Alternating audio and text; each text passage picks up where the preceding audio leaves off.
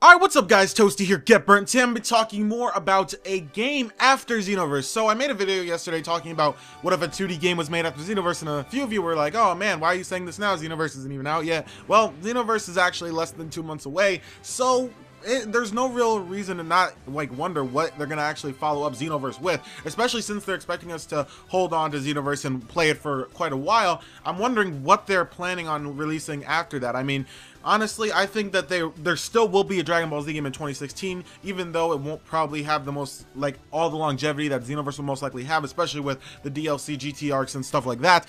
But I was always wondering, I'm still wondering, what's going to be the next game? And now I wanted to make a video talking about Zenkai Battle Royale. So for all you that don't know, Zenkai Battle Royale is an arcade game in Japan that actually is pretty much, if you guys know what J-Star's Victory Versus is, which is a cross anime game with a bunch of characters from a bunch of Dragon Ball, well, a bunch of animes that are shonen, like Hunter x Hunter, Dragon Ball Z, Yu Yu Hakusho, Naruto, all those kind of animes. It's pretty much a mix of all of them, and it's made by Spike, the same people who made BT3 as well as Ultimate Tenkaichi, which is, yeah, it's not that good of a reputation, but yeah.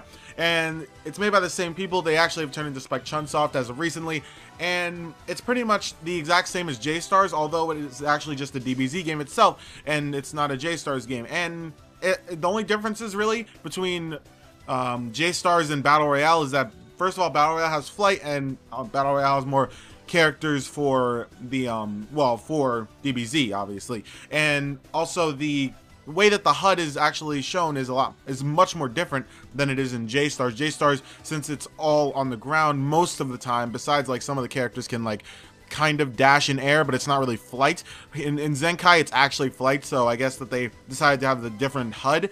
But I'm not gonna lie, if this came to consoles after, which I could assume that it could, because, you know, the game's pretty much done, or at least in terms of the gameplay mechanics and all that stuff. Obviously, the game does not have a lot of characters. A lot of people seem to think that Zenkai has a lot of characters. No, it actually does not have a lot at all. It actually has less than 40. I think it's around 30 characters in Zenkai at the current moment, and they're currently releasing more and more as time goes on. And a lot of people were wondering, why isn't this in the US yet? Well, I don't know if it's licensed or not. It probably is. I'm not really sure. There's actually a lot of stuff that's actually licensed that could be released in the US that hasn't been released, like Dragon Ball Heroes, as well, obviously, as Zenkai Battle Royale, I think. And it's just, it hasn't been released yet. I don't know if they're waiting or saving up for it, or they don't want to release it just yet, or something like that. But if they were to release Zenkai, I honestly think it would be really cool. Mainly because myself, I own J-Star's Victory Versus on the PS3, and I really enjoy the game. And I think that with flight, as well as some of the awesome combos that you can pull off with these characters, because the combos in this game, there actually are quite a few really awesome combos that you can pull off, especially if you are you know the game mechanics really well, and you know the combos really well. You could actually do some really cool things.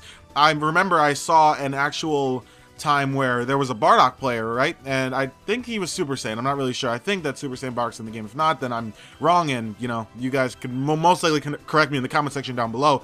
But yeah, I saw a Bardock player, and he just did a huge combo where he just smashed somebody into the ground, smashed them into the ground, you know, the same way that Bardock smashed Lord Shield in the movie, where he smashed him into the ground a few times by his legs. That sort of smash, he did that, and then he threw him into the air, and then he followed up with air attacks. It kind of reminds me if J-Stars and BT3 had a baby, and the only reason I say that is because it has the same sort of flight mechanics as BT3 in a way, mainly because of all the follow-up attacks that you can do. You can do the same follow-up attacks, where you go behind somebody and dash right behind them when you hit them into the air. You could do the same thing in Raging Blast, but obviously Raging Blast kind of got it from the Budokai Tenkaichi series.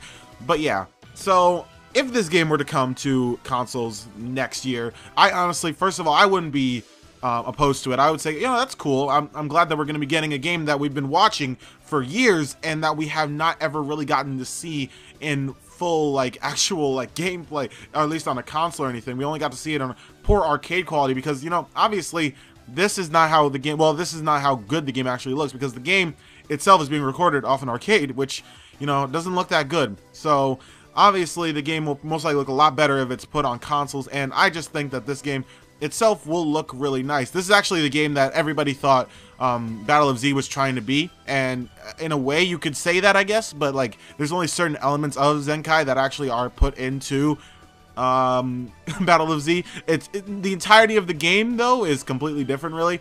The speed of the game especially as well, and the way the game actually plays combo wise and everything is a lot different. And honestly, if I were to see this come out for PlayStation 4, Xbox One, and PC for next year, for 2016, or yeah, next year 2016, not 2015, I would be really cool with it, because honestly, it'd be another game for me to play. If they were able to release characters later as DLC or something like that, then that would be amazing. I wouldn't have any problem with it. Obviously, a lot of people would have a problem with it because, you know, they don't like when characters are added as DLC. They like it more only when, like, story arcs are made as DLC. And some people just don't like DLC in general. A lot of people just want everything. So, yeah, I don't know. It's something they could do.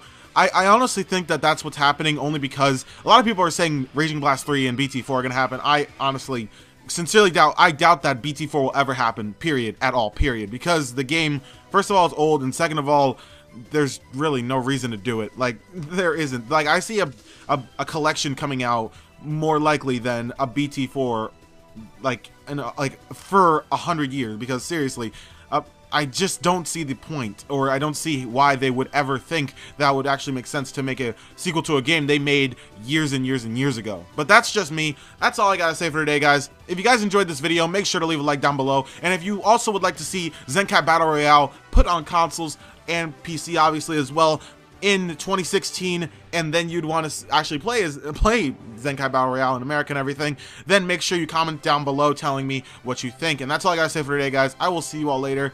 Peace out.